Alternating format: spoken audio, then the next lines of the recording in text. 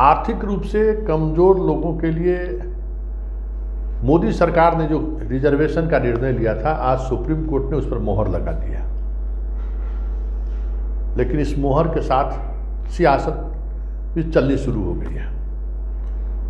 जातिवादी राजनीति के परोधा लोग, मतलब जातिवादी राजनीति करने वाले लोग, अब इसको एक अलग नज़रिए से देखना शुरू कर दिया और कहते हैं कि जो इंदिरा शाहनी मामले में जो जजमेंट था कि आप 50% से ज़्यादा आप रिजर्वेशन नहीं दे सकते, ये बैरियर टूटा, तो फिर क्यों नहीं जनसंख्या के आधार पर ही रिजर्वेशन दिया जाए।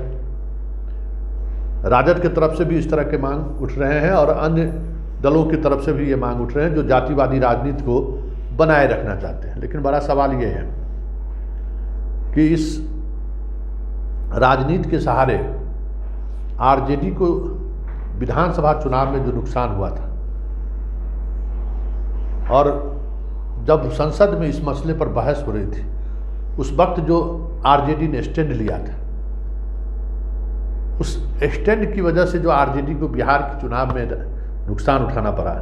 फिर इस तरह का जो बयान आ रहा है, क्या A to Z का जो तेजस्वी का नारा है, उस नारा में आरजेडी का इस तरह का बयान फिट बैठता है क्या?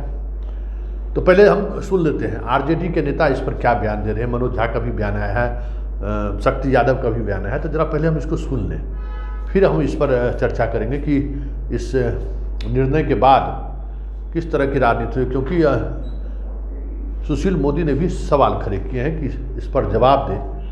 अब आरजेडी को कहना क्या है? भाई 30 साल तक तो आप इंदिरा साहनी के जजमेंट में लगी हुई शर्त को मानते रहे, अब आप क्यों नहीं उलट, कैसे पलट गया?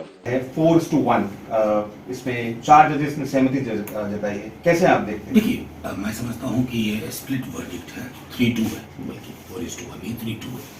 और जब कोई भी स्प्लिट वर्डिक्ट आता है, इतिहास गवाह है, तो फर्दर बातचीत, फर्दर संभावनाएं खुलती हैं। 52 से लेके अब तक जितने स्प्लिट वर्डिक्ट का मैंने अध्ययन किया, अब देखिए इसमें महत्वपूर्ण पहलू क्या है। राष्ट्रीय जनता दल और डीएमके, हम लोगों ने बिंदुवार चीजें रखी थी। मुझे बेहद खुशी है कि जिन बिंदुओं का हमने जिक्र किया था, ये जो महीनों से बहस चल रही थी, उसमें उन्हीं बिंदुओं के इर्द गिर्द बातचीत हुई, तो वी स्टैंड विंडिकेटेड। हम अपनी चीज हमने कही थी कि साइंटिफिक डेटा जनरेट करिए। मंडल कमीशन आया तो ह्यूज साइंटिफिक डेटा था, इस केस में हमारे पास कोई साइंटिफिक डेटा नहीं था। हमने उसकी डिमांड की थी कि अफर्मेटिव एक्शन दुनिया में कहीं भी व्हाट्सएप फॉरवर्ड पे तय नहीं होता है, उसके लिए साइंटिफिक डेटाबेस चाहिए। संवैधानिक पीठ ने फैसला दी है, स्वाभाविक तौर पर जब न्यायिक निर्णय होते हैं तो उस पर तो कोई सवाल होते ही नहीं है।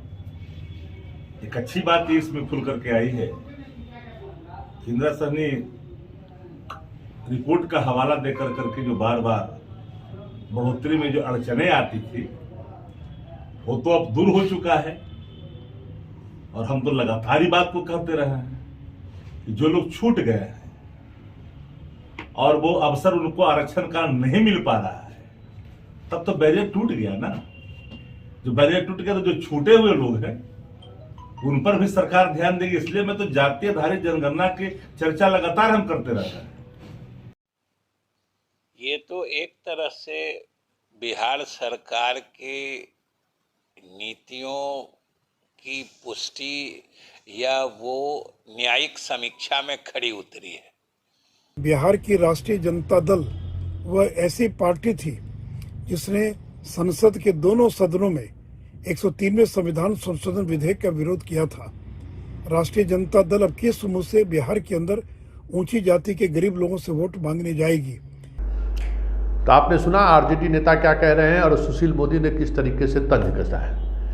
लेकिन स्वाभाविक है कि इस राजनीति में जो आर्थिक रूप से पिछड़े लोगों को जो रिजर्वेशन की बात कही पर सुप्रीम कोर्ट को की जो मोहर लगी है, ऐसे में जो सवर्ण के जो 4 जाति हैं उनका तो लाभ मिलेगा ही मिलेगा। इसके अलावा अन्य जातियां भी जो रिजर्वेशन से बाहर हैं उनको भी ये लाभ मिलेगा। ये एक अलग तरह के नैरेटिव सेट करने वाली फैसला आप कह सकते हैं कि आने वाले समय में इस फैसले का लाभ बीजेपी की सरकार ले सकती है।